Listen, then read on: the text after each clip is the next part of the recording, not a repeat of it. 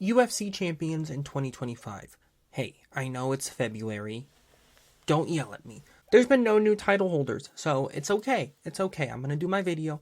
No one's going to say nothing about it.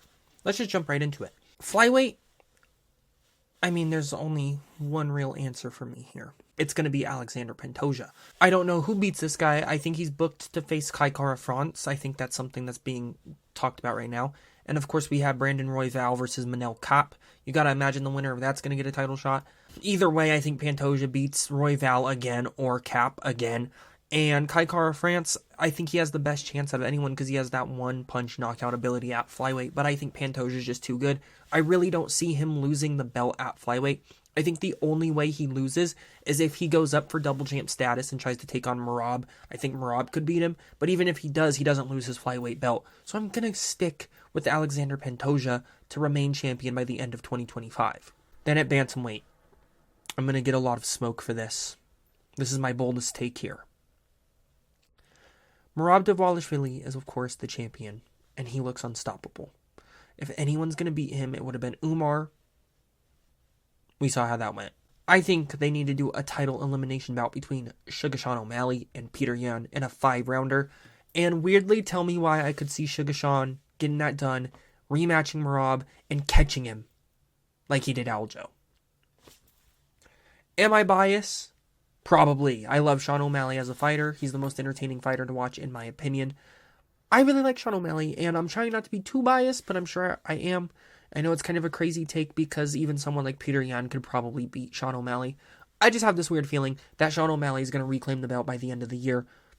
I don't know. I think the only person right now that beats Merab again is if he moved up.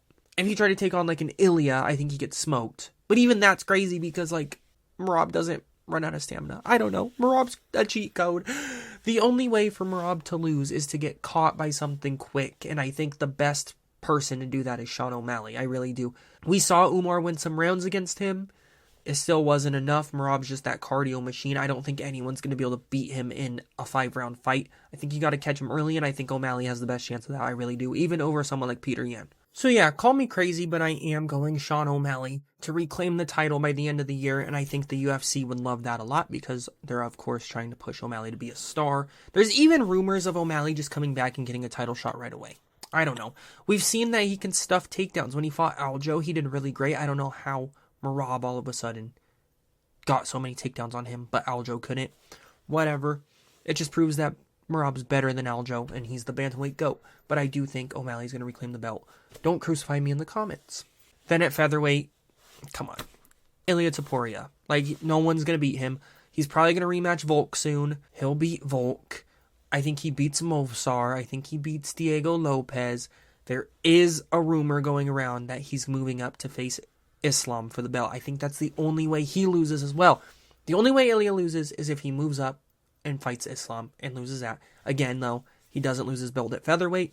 Now, I do want to say, if for any reason he moves up and vacates at featherweight and they do a title match between, I don't know, Volk and like Movsar or Diego Lopez, my honorable mention is Diego Lopez is also my next pick for featherweight champion. I think Diego Lopez catches Volk at this point in his career. I think Diego Lopez would somehow pull it off against Movsar.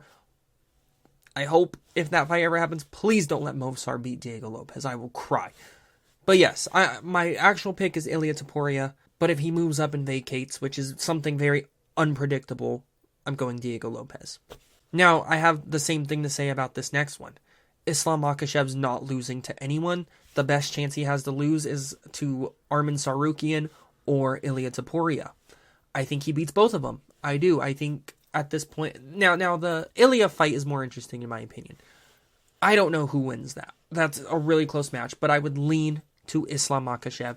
Just saying, if he moves up to welterweight and he wants to try for double champ status, I think he gets it. I think he beats pretty much anyone at welterweight.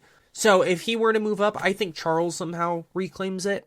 I do. I think Charles would beat Arman in a rematch somehow or something for a vacant title. I think the Oliveira will be back. But my real pick is Islam Makhachev to remain champion unless he retires or vacates. Then to welterweight, this one's fun. Of course, we're going to have Belal Muhammad take on Shavkat Rakhmonov. I'm sure they're going to do that matchup. It was booked earlier, got scrapped because Bilal's foot was literally the size of my head, and my head's this big. So, of course, they're going to rebook that. Shavkat beat Ian Gary in a title elimination bout. I don't know who I'm leaning towards with that one. Weirdly, I feel like Bilal might be able to win that fight because Shavkat hasn't looked amazing lately, and I know he's always got like some type of injury going on. But we'll see. This isn't my official prediction for that. Either way, I don't think Shavkat or Bilal ends the year as champion. I think, we're going to see Kamaru Usman take on Joaquin Buckley. That's going to be a big fight if that is made. We're going to see just shortly here, Leon Edwards take on Jack Della Maddalena. I think JDM wins against Leon. I think he challenges for the title, whether that being Bilal or Shavkat. And I think our champion by the end of 2025 will be Jack Della Maddalena. He's got aura. He's got that finesse. He does not go down. He doesn't give up in fights. He keeps pushing. He goes for the finish. I think JDM's an absolute savage, and he needs to be the champion at welterweight. And I'm picking him to get it done somehow. Now, his takedown defense isn't great.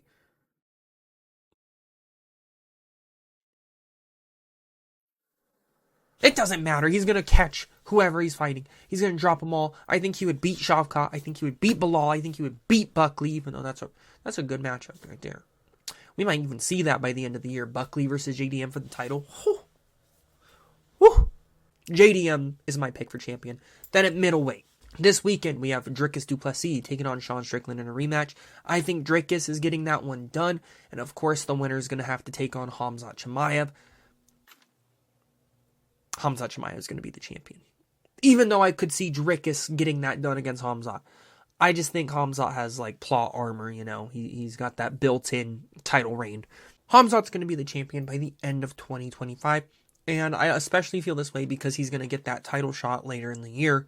And then he's not going to fight for the rest of it. So, we won't even see his first defense until 2026.